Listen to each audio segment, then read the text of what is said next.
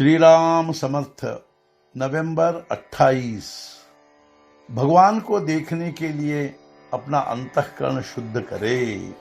अंते मति ही सा गति ही, ऐसा हम लोगों में एक वचन है।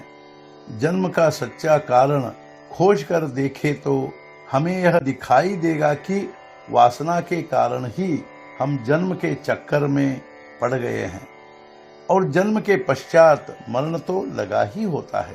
वासना पहले या जन्म पहले, इस विवाद में पड़ना, बीज पहले या पेड़ पहले जैसे संसार के अंत तक कभी हल न होने वाले प्रश्न के बारे में माथापच्ची करना है।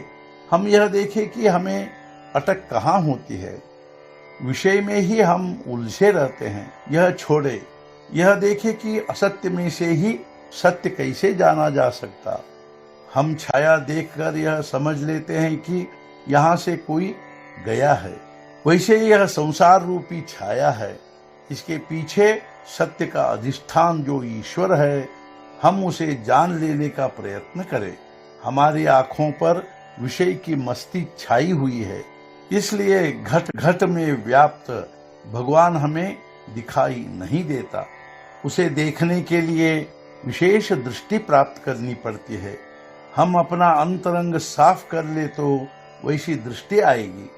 हम यदि किसी स्त्री की ओर देखने लगे तो जैसी हमारी वृत्ति होगी वैसी वह हमें दिखाई देगी। जो कामी होगा उसे वैसे दिखाई देगी और जो सात्विक होगा उसे वह ठीक माता के समान दिखाई देगी। जब तक हमारा अंतःकरण शुद्ध नहीं होगा तब तक हमें भगवान सर्वत्र दिखाई नहीं देते।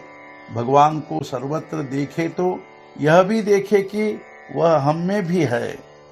जब तक हम अपने में स्थित भगवान को देख नहीं पाते तब तक हम उसे औरों में भी नहीं देख सकेंगे।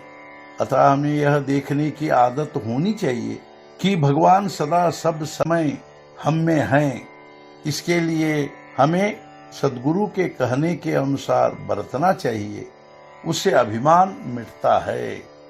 संतों का थोड़ा सा आक्षेप जो कर्म मार्ग के प्रति है वह इसलिए कि कर्म करने से अभिमान आता है, जबकि इसके विपरीत गुरु की आज्ञा के अनुसार चलने से वही अभिमान नष्ट होता है। अब यहाँ ऐसी शंका हो सकती है कि गुरु भी तो आखिर नामस्मरण करने को ही कहते हैं, यानी कर्म तो आ ही गया। किसी वैद्य ने एक रोगी से कहा कि तुम कुछ मत खाओ।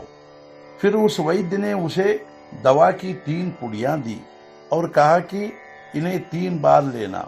इस पर वह रोगी बोला, एक और तो आप कहते हैं कि कुछ मत खाना और ये पुड़ियां लेने को कहते हैं, क्या यह उल्टी बात नहीं है?